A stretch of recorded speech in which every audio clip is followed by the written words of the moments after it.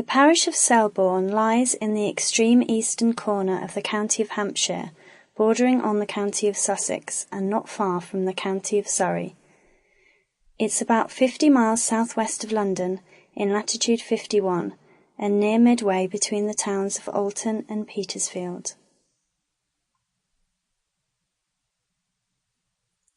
Being very large and extensive, it abuts on 12 parishes, 2 of which are in Sussex, Trotton and Rogate.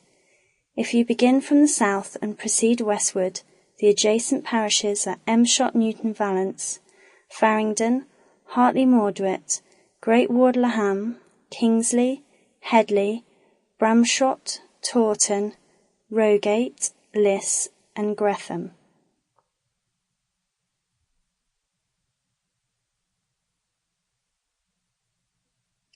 The soils of this district are almost as various and diversified as the views and aspects.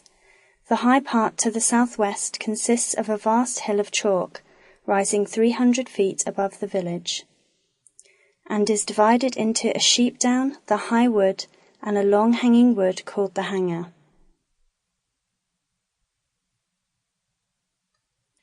The covert of this eminence is altogether beech, the most lovely of all forest trees, whether we consider its smooth rindle bark, its glossy foliage, or graceful pendulous boughs.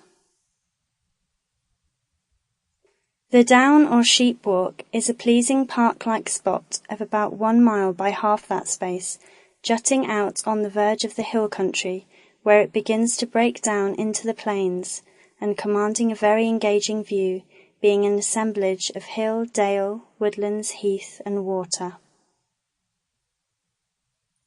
The prospect is bounded to the south-east and east by the vast range of mountains called the Sussex Downs, by Gildown, and by the downs round Dorking and Reigate in Surrey, to the north-east, which altogether with the country beyond Alton and Farnham form a noble and extensive outline.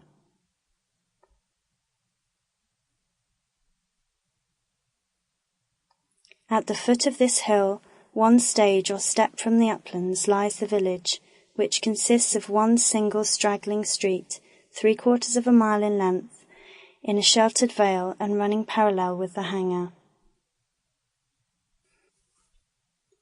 The houses are divided from the hill by a vein of stiff clay, good wheat land, yet stand on a rock of white stone, little in appearance removed from chalk, but seems so far from being calcareous that it endures extreme heat. Yet that the freestone still preserves somewhat that is analogous to chalk is plain from the beaches which descend as low as those rocks extend, and no farther, and thrive on them as well, where the ground is steep, as on the chalks.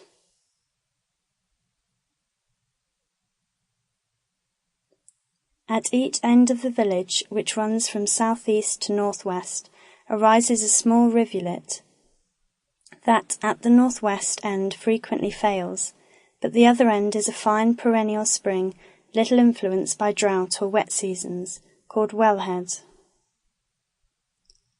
This breaks out of some high grounds joining to Nor Hill, a noble chalk promontory, remarkable for sending forth 2 streams into 2 different seas. The one to the south becomes a branch of the Arun, running to Arundel, and so falling into the British Channel, the other to the north. The Selborne stream makes 1 branch of the way, and meeting the Blackdown stream at Headley, and the Alton and Farnham stream at Tilford Bridge, swells into a considerable river, navigable at Godalming, from whence it passes to Guildford, and so into the Thames at Weybridge, and thus at the Nore into the German Ocean.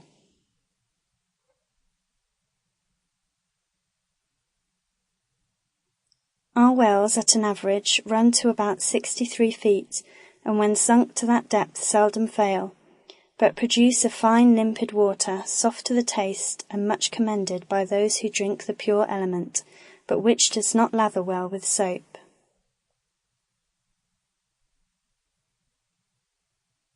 As the parish still inclines down towards Walmer Forest, at the juncture of the clay and sand, the soil becomes a wet sandy loam, remarkable for timber and infamous for roads.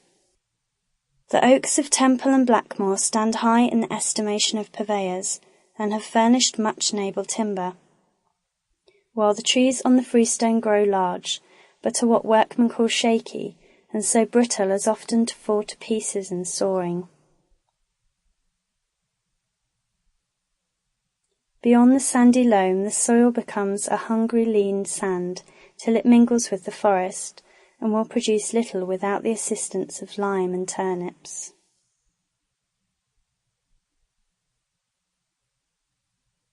In the centre of the village and near the church is a square piece of ground surrounded by houses, and vulgarly called the Plestor. In the midst of this spot stood, in old times, a vast oak, with a short squat body and huge horizontal arms extending almost to the extremity of the area. This venerable tree, surrounded with stone steps and seats above them, was the delight of old and young, and a place of much resort in summer evenings, where the former sat in grave debate, while the latter frolicked and danced before them. Long might it have stood had not the amazing tempest in 1703 overturned it at once, to the infinite regret of the inhabitants, and the vicar, who bestowed several pounds in setting it in its place again. But all his care could not avail. The tree sprouted for a time, then withered and died. Among the singularities of this place, the two rocky hollow lanes, the one to Alton and the other to the forest, deserve our attention.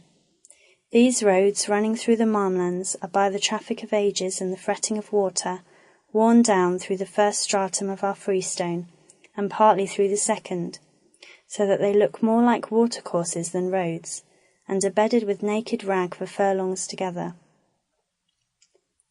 In many places they are reduced 16 or 18 feet beneath the level of the fields, and after floods and in frosts exhibit very grotesque and wild appearances, from the tangled roots that are twisted among the strata, and from the torrents rushing down their broken sides, and especially when those cascades are frozen into icicles, hanging in all the fanciful shapes of frostwork.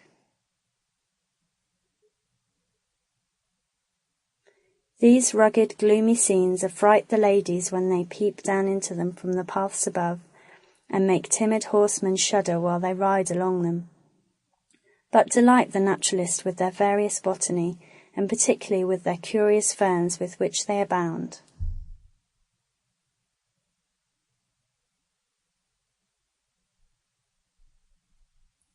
The manor of Selborne was it strictly looked after, with its kindly aspects and all its sloping coverts, would swarm with game. Even now hares, partridges, and pheasants abound, and in old days woodcocks were as plentiful. There are few quails, because they more affect open fields than enclosures. After harvest some few landrails are seen.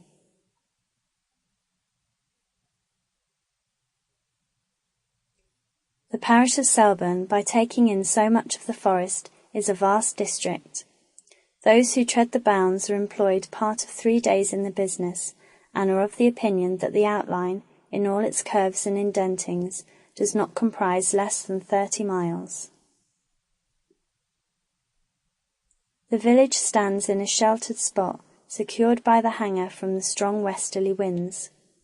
The air is soft, but rather moist from the effluvia of so many trees, yet perfectly healthy and free from agues. The inhabitants enjoy a good share of health and longevity, and the parish swarms with children.